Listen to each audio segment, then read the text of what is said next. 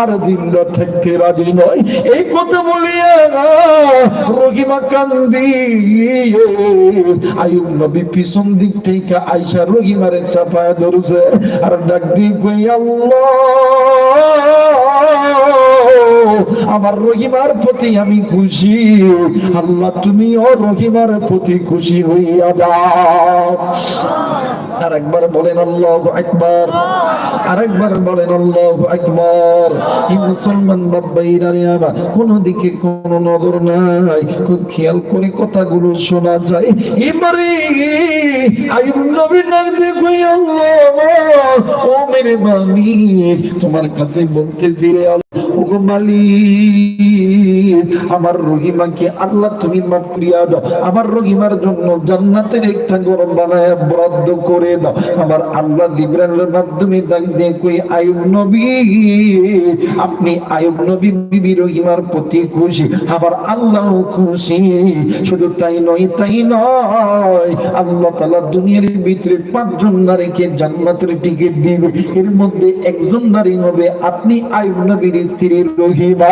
আর বন্ধু কোন দিকে কোন নজর নাই, মনে আছে কিনা জানি না, ওই যে আল্লাহর বান্দা হাজী ইমদাদুল্লাহ মুহাজিরি মক্কি রাহমাতুল্লাহ দরবার থেকে আসিয়া বইয়ের উপরে পিকআপ নিতেছে, মনে আছে? মনে আছে? আবার ভাইরা আমার বন্ধুগণ এই আল্লাহর বান্দা বিবিরে ডাক দিন কই বিবি তুই কোন ব্যক্তির দরবারে আমারে পাঠাইলি? এই ব্যক্তির দরবারে নামাজের কথা কইছে, রুমাল ধরে কইছে। বিবি ডাক দিয়ে কই আল্লাহ তোমার দরবারে আল্লাহ লাখ কোটি শুকরিয়া, আল্লাহ শুকরিয়া, কিন্তু মুসলমান আজকে তুমি আমি ওই আল্লাহর দরবারে শুকরিয়া আদায় করতে পারি না। কেন পারি না রে মুসলমান? যে আল্লাহ তোমারে আমারই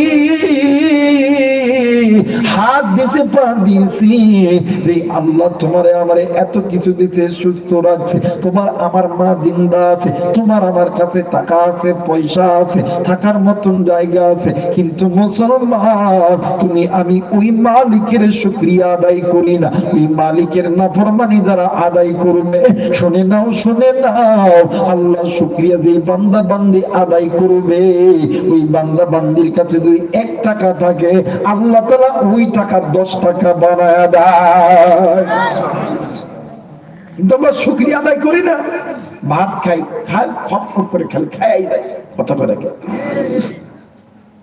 আমরা যে কোনো কাজ করি খালি কইরাই যায়, টাকা ইনকাম করি কইরাই যায়, কিন্তু আল্লাহ শুকরিয়া মুসলমান আদায় করি না।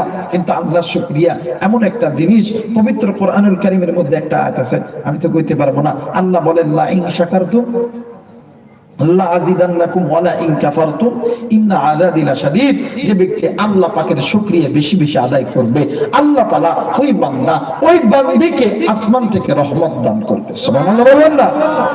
কিন্তু আফসোস আজকে মুসলমান ওই মালিকের দরবারে শুকরিয়া আদায় করতে পারে না, কথা বলেন ঠিক কি না? আরে 1 টাকা আছে, ওই 1 টাকা শুকরিয়া আদায় করো, আলহামদুলিল্লাহ আল্লাহ আমারে 1 টাকা দিয়েছে। আপনি খানা খাইছেন, আজকে ডাল ভাত খাওয়াইছেন, আল্লাহর কাছে শুকরিয়া আদায় করবেন, আলহামদুলিল্লাহ আল্লাহ আজকে আমারে ডাল ভাত খাওয়াইছে, আল্লাহ আগামীকালের জন্য আল্লাহ তোমার জন্য ভালো খানার ব্যবস্থা করে দেবে। সুবহানাল্লাহ, সুবহানাল্লাহ করবেন না? কিন্তু আমরা আল্লাহ শুকরিয়া আদায় করি না। মুসলমান ভাইরা আমার বন্ধুগণ, বিভিন্ন একদিকে কই স্বামী আপনি জানেননি আপনি কার পাখি ধরছেন? ডাক দিয়ে কই কার পাখি ধরছি বল না। ডাক দিয়ে কই বিবি রে আপনি এমন একজন ব্যক্তির পাখি ধরছেন যে ব্যক্তি প্রতিদিন স্বপ্নের ভিতরে আমার নবীকে দেখার পরে ঘুমায়। একটু আওয়াজ করে বলেন সুবহানাল্লাহ। এই মুসলমান বাবাইরা রে আমার ডাক দিয়ে কই স্বামী গো ওই হাজী ইমদাদুল্লাহ মুহাজিরি মক্কি রাহমাতুল্লাহ আলাইহি রুমালটা আপনি ধরেছেন, ওগো স্বামী আপনি জানেননি আজকে রাত্রিবেলা হাজী ইমদাদুল্লাহ মুহাজিরি মক্কি রাহমাতুল্লাহ আলাইহি ওই রুমালটা মাথায় পেঁচাইয়া আল্লাহর কাছে নামাজ পড়িয়া যখন দোয়া করবে, আল্লাহ আজকে আমার রুমাল যারা ধরেছে গো আল্লাহ, আল্লাহ আজকে আমার রুমাল ধরে যারা তওবা করছে আল্লাহ এদেরকে গুনাহ থেকে হেফাজত করিয়া দাও। আমার মালিক আমার